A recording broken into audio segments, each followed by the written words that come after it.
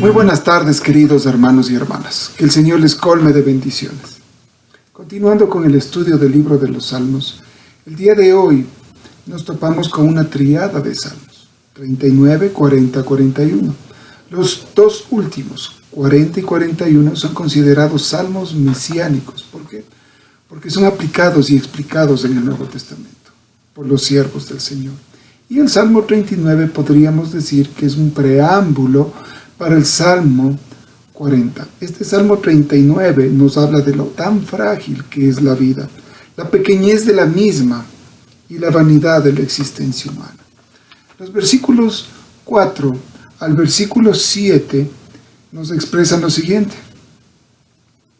Señor, recuérdame lo breve que será mi tiempo sobre la tierra. Recuérdame que mis días están contados y cuán fugaz es mi vida. La vida que me has dado no es más larga que el ancho de mi mano. Toda mi vida es apenas un instante para ti. Cuando mucho, uno de nosotros es apenas un suspiro. Somos tan solo sombras que se mueven y todo nuestro ajetreo diario termina en la nada.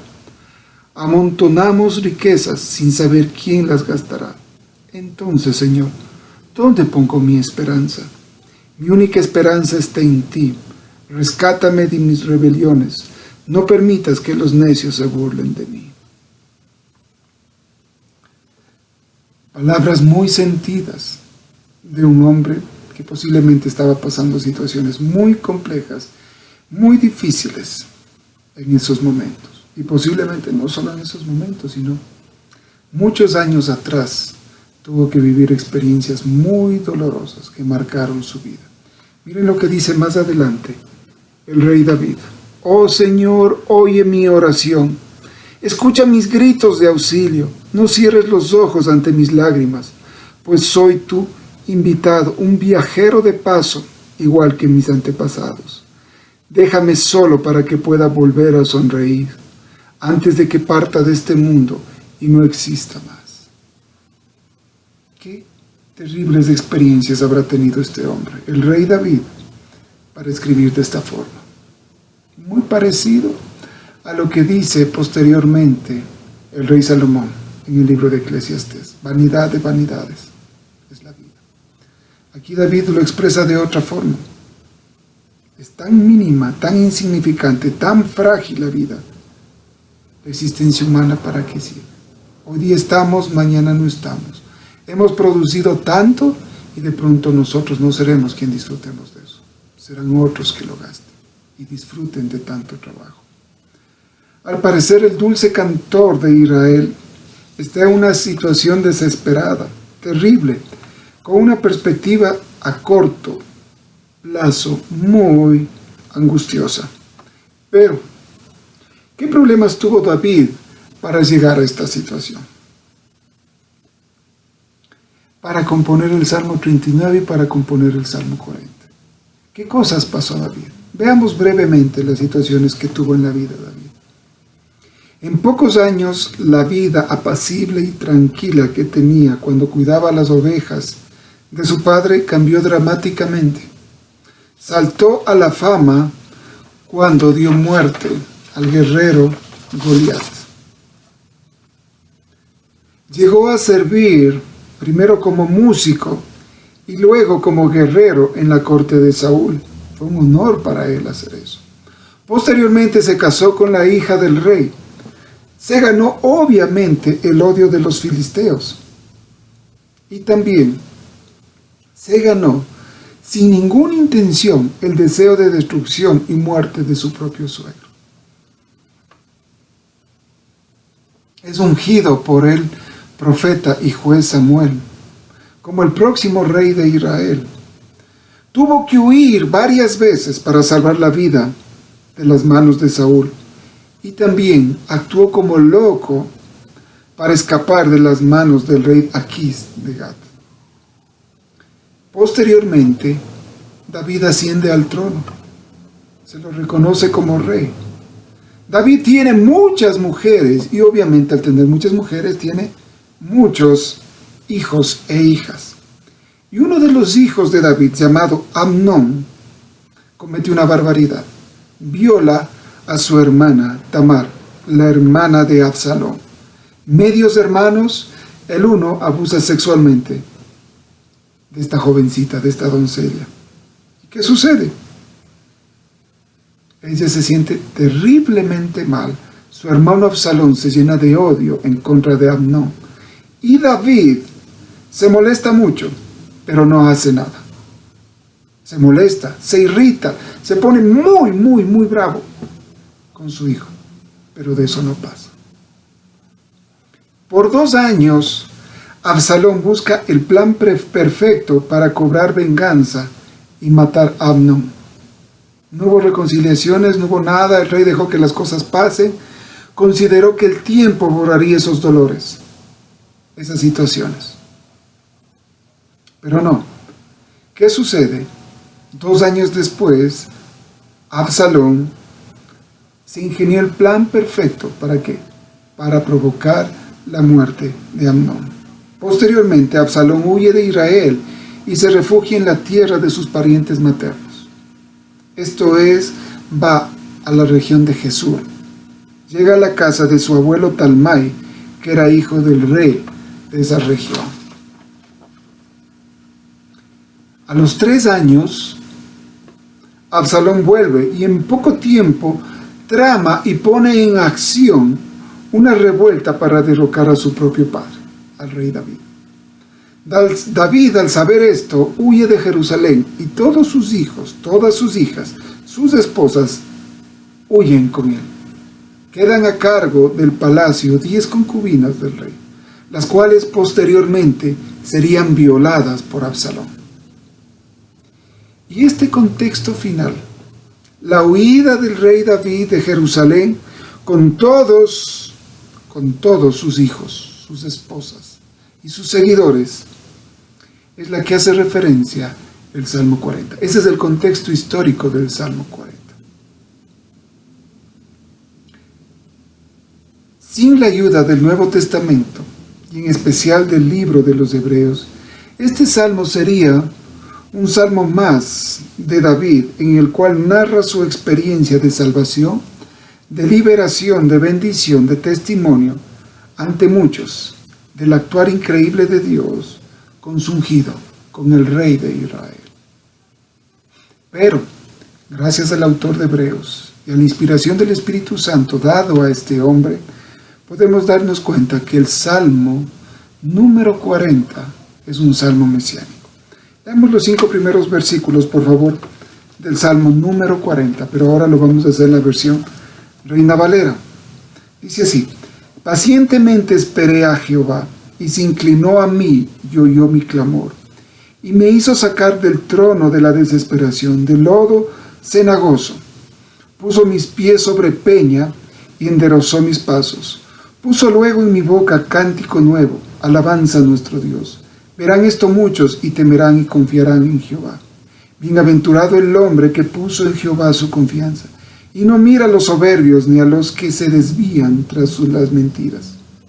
Has aumentado, oh Jehová, Dios mío, tus maravillas y tus pensamientos para con nosotros. No es posible contarlos ante ti. Si yo anunciare y hablare de ellos, no pueden ser enumerados. ¿Qué dice el rey David? Esperé en el Señor. Él se inclinó y me escuchó. Imagínense en esa imagen que está transmitiendo el rey David. Dios en su trono alto y sublime tuvo tal trato que inclinó su cabeza, es decir, se bajó para escuchar lo que estaba hablando su siervo David. No le vio desde lo alto, con insignificancia, sin importancia a David, sino que prestó mucha atención a las palabras que estaba expresando su siervo, su hijo, el hombre conforme al corazón de Dios. ¿Y qué hizo? Al inclinar su cabeza, o mejor dicho, en otras palabras, al prestar mucha atención a las palabras del rey, el Dios del universo, hacedor de todas las cosas, ¿qué hace? Honra a su siervo, lo escucha y nuevamente actúa en beneficio de él. ¿Y qué dice David? Me sacó de la angustia, me sacó del dolor, de la desesperación en la que estaba viviendo. Él estaba viendo toda la situación que mi hijo Absalón estaba haciendo. Todo el mal que estaban planeando los que se habían unido a Absalón y deseaban verme muerto. ¿Y qué dice David? Me dio un cántico de gratitud, de alabanza. ¿Para quién? Para Dios mismo. Muchos verán lo sucedido. ¿Y qué pasará? Se asombrarán, se maravillarán, temerán a Dios y confiarán en Él. ¿Por qué? Porque tus pensamientos, mi Señor, son favorables hacia todos nosotros. Son inmensos y maravillosos, que no podría contarlos, todos ellos. Qué confianza que tenía David a Dios. A pesar de esa situación tan difícil que su propio hijo, su sangre, quiera verle muerto, David estaba completamente convencido que Dios le iba a sacar de esa angustia, de ese dolor, de esa desesperación. Y le dio un cántico de gratitud y alabanza. Y los que verían esa respuesta de Dios y esa liberación de Dios, una vez más, se conmoverían, temerían y confiarían también en el Dios de los cielos. Pero ahora veamos los versículos 6 al versículo 9 de este maravilloso salmo. Dice así: sacrificio y ofrenda no te agrada. Has abierto mis oídos, holocausto y expiación no has demandado. Entonces dije, he aquí, vengo. En el rollo del libro está escrito de mí. El hacer tu voluntad, Dios mío, me ha agradado, y tu ley está en medio de mi corazón. He anunciado justicia en grande congregación. He aquí, no refrené mis labios, Jehová, tú lo sabes. Aquí se da un fenómeno maravilloso, hermanos. En la mente de David, el gran rey y también el profeta de Dios, se proyecta en su poesía, a través de la inspiración del Espíritu Santo, el comenzar a escribir sobre el Mesías que iba a venir. El hombre no sabía, desconocía el futuro, pero quien conoce 100% el futuro y las cosas que van a suceder en el futuro es obviamente nuestro Señor. Y Él inspira por medio de su Santo Espíritu a su siervo David. ¿Para qué? Para que escribiera las cosas que vendrían sobre el Mesías. Versículo 6 al versículo 8. Sacrificio y ofrenda no te agradan, has abierto mis oídos. Holocausto y expiación no has demandado. Aquí, al parecer, David está usando una parte del libro del Éxodo, especialmente el capítulo 21, para explicar cómo el siervo, el rey llamado David, llega a ser esclavo voluntariamente del Dios de los cielos. ¿Por qué? Leamos, por favor, Éxodo 21 del 1 al 6. Vamos al libro de Éxodo, capítulo 21, versículo 1 al versículo 6. La palabra de Dios dice así: estas son las leyes que les propondrás. Si comprares siervo hebreo, 6 años servirá, mas del 7º saldrá libre de balde. Si entró solo, solo saldrá. Si tenía mujer, saldrá él y su mujer con él. Si su amo le hubiere dado mujer y ella le diere hijos e hijas, la mujer y sus hijos serán de su amo, y él saldrá solo. Si el siervo dijere, yo amo a mi señor, a mi mujer y a mis hijos, no saldré libre. Entonces su amo lo llevará ante los jueces y le hará estar junto a la puerta o al poste. Y su amo le horadará la oreja con leña y será su siervo para siempre. ¿Por qué tomamos este pasaje para decir que en el Salmo 40 David está haciendo referencia a esta parte de las Escrituras? ¿Por qué? Nuevamente les voy a leer el Salmo 40 en la versión Reina Valera. En el versículo 6 dice, sacrificio y ofrenda no te agrada. Has abierto mis oídos. Has abierto mis oídos. Uno pensaría, por ejemplo, la traducción, Nueva Traducción Viviente, expresa, me has permitido escuchar. Pero realmente lo que el texto hebreo está tratando de explicar es la acción. ¿De qué? De Éxodo 21, de la perforación del oído, al abrir su oído.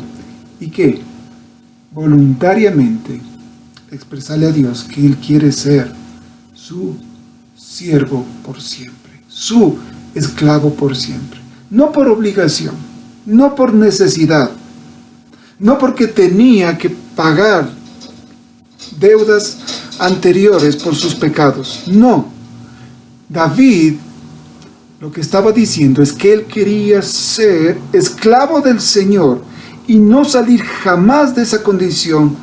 ¿Por qué? Porque amaba a Dios. Dios le había dado tanto, le había dado sus hijos, sus esposas, le había permitido ser rey, le había sacado de ese lugar, de ser un pastor de ovejas, de servir a las ovejas de su padre.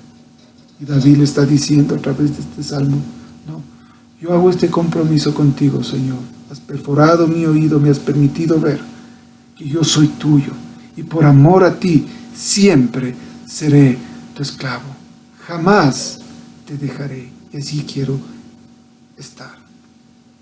¿Qué más continúa diciendo el rey David? Holocausto y expiación no has demandado. Entonces dije, he aquí vengo. En el libro, en el rollo del libro está escrito de mí. ¿Será que David estaba haciendo referencia a sí mismo?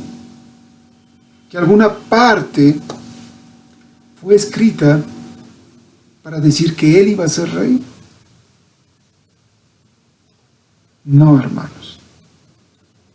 Para nada. ¿A quién está haciendo referencia? El versículo 7 del Salmo 40. Entonces dije, he aquí vengo. En el rollo del libro está escrito de mí.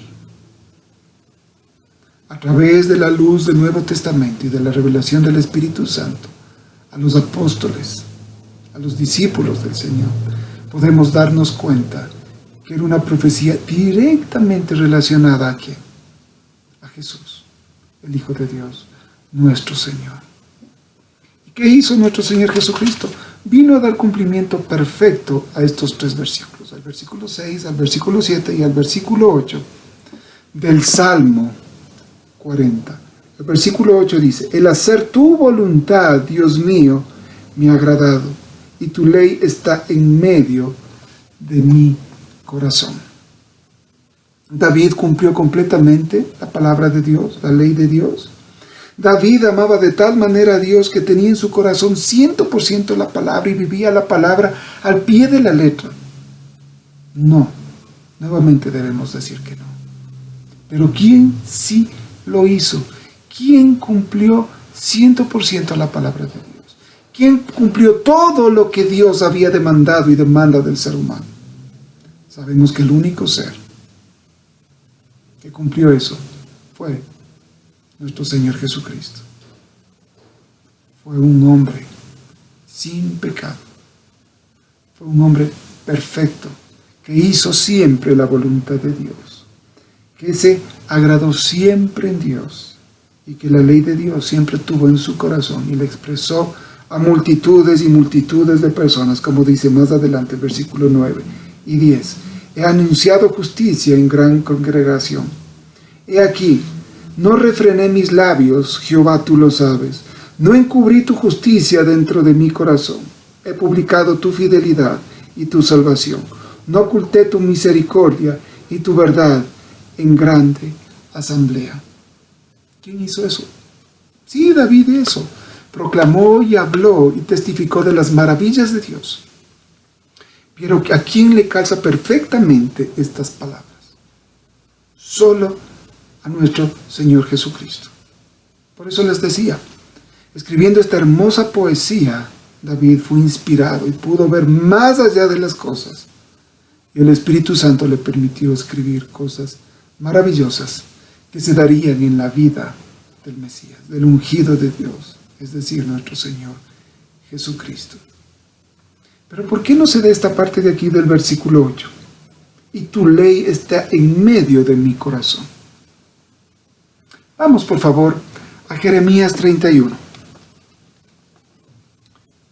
Jeremías 31, del versículo 31 al versículo 34. Dice así la palabra del Señor en la versión Reina Valera. He aquí que vienen días, dice Jehová, en los cuales haré nuevo pacto con la casa de Israel y con la casa de Judá, no como el pacto que hice con sus padres el día que tomé su mano para sacarlos de la tierra de Egipto. Porque ellos invalidaron mi pacto, aunque fui yo un marido para ellos, dice Jehová. Pero este es el pacto que haré con la casa de Israel después de aquellos días, dice Jehová. Daré mi ley en su mente y la escribiré en su corazón. Y yo seré a ellos por Dios y ellos me serán por pueblo. ¿Cuál era el nuevo pacto que iba a hacer Dios? Que iba a poner su ley en la mente y en el corazón de las personas. ¿Por qué? Porque Dios haría un nuevo pacto. ¿Y qué sucedió? ¿Qué sucedió, hermanos?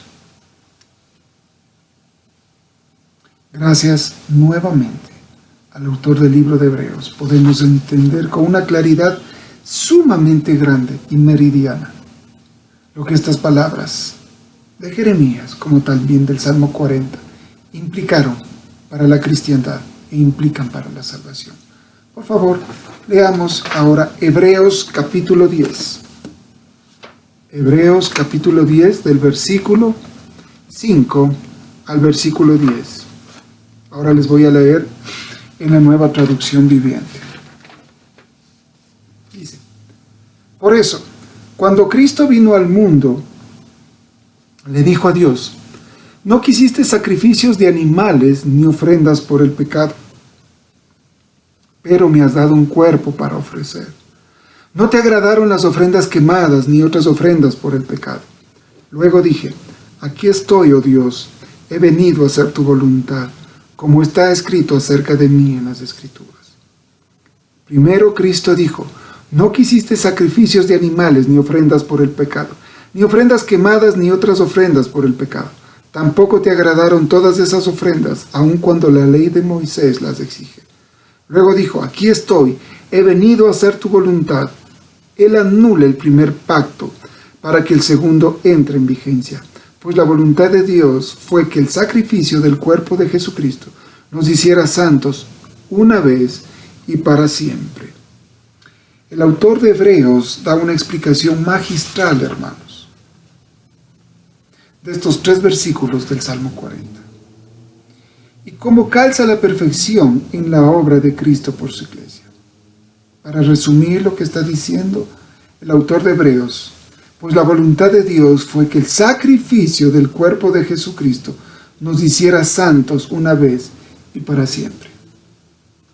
No sé si ustedes se dieron cuenta de la variación que se da en las palabras del Salmo 40 en la versión hebrea y la versión que utiliza el autor de Hebreos al escribir esta carta a los hermanos hebreos.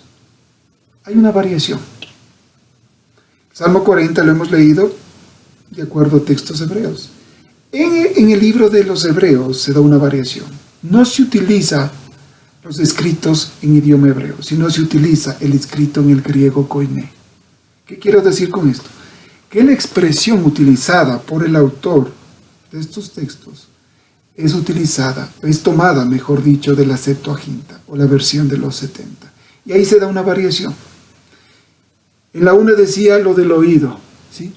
Oí, te pude entender, o como les explicaba, atravesé mi oído para ser tu esclavo por amor. En esta versión, ¿qué está diciendo? Que no. Que tú me has dado un cuerpo. Se da esa variación. Muchos dirán, entonces es una mala copia la Septuaginta. Y eso lo sostienen hasta el día de hoy los hebreos, los judíos. Pero se ha llegado a demostrar con todas las investigaciones y todas las cosas que no es así. Que en esos tiempos ya existían variantes en el texto hebreo. Y los sabios que escribieron la Septuaginta para el rey de Egipto utilizaron esa versión, ese cambio que se da para dar una explicación del Salmo 40. ¿Qué podemos sacar a limpio de este salmo? Que realmente es maravilloso la proyección que existe sobre el Mesías. Hermanos, imagínense cuántos siglos atrás, antes de que Cristo venga, antes de que sea escrito el libro de los Hebreos, ya fue publicado por Dios, anunciado por Dios las cosas que se vendrían y que se cumplirían 100% en su ungido, en el Mesías, en nuestro Señor Jesucristo. Es algo asombroso, hermanos, cómo se cumplió tan perfectamente esta profecía y otras profecías que hemos estado viendo en los salmos mesiánicos. Pero, para terminar, hermanos, regresemos al escrito de David, al ser humano, con sus anhelos, con sus deseos, con sus problemas, con sus dificultades. Veamos el Salmo 40 cómo termina. Es el clamor de un hombre que pide a su Creador que no se olvide de él, que lo rescate, que le ayude, que lo libre de los que tratan de destruirle. Y que por favor no se demore. Por favor, Dios, ¿cuántas veces me has librado de esta situación? No te demores. Obra grandemente, Señor, en medio de mis angustias. Y nuevamente, Señor, que tu nombre se glorifique.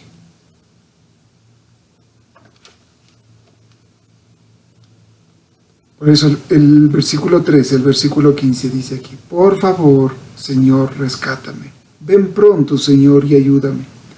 Que los que tratan de destruirme sean humillados y avergonzados. Que los que se deleitan en mis dificultades retrocedan con deshonra. Que su vergüenza los horrorice, porque dijeron: ¡ja! Ahora sí lo atrapamos. Versículo 16 al versículo 17, ya para terminar. Pero que todos los que te buscan se alegren y se gocen en ti. Que los que aman tu salvación griten una y otra vez: el Señor es grande. En cuanto a mí, pobre y necesitado, que el Señor me tenga en sus pensamientos. Tú eres mi ayudador y mi salvador. Oh Dios mío, no te demores. Y ese es el clamor de un hombre necesitado. Y ese es el clamor de todos los hombres y mujeres necesitados de estos tiempos. No te demores, Señor, y escucha nuestro clamor y nuestra oración, porque estamos en serios aprietos. Gracias, hermanos, por su compañía. Bendiciones.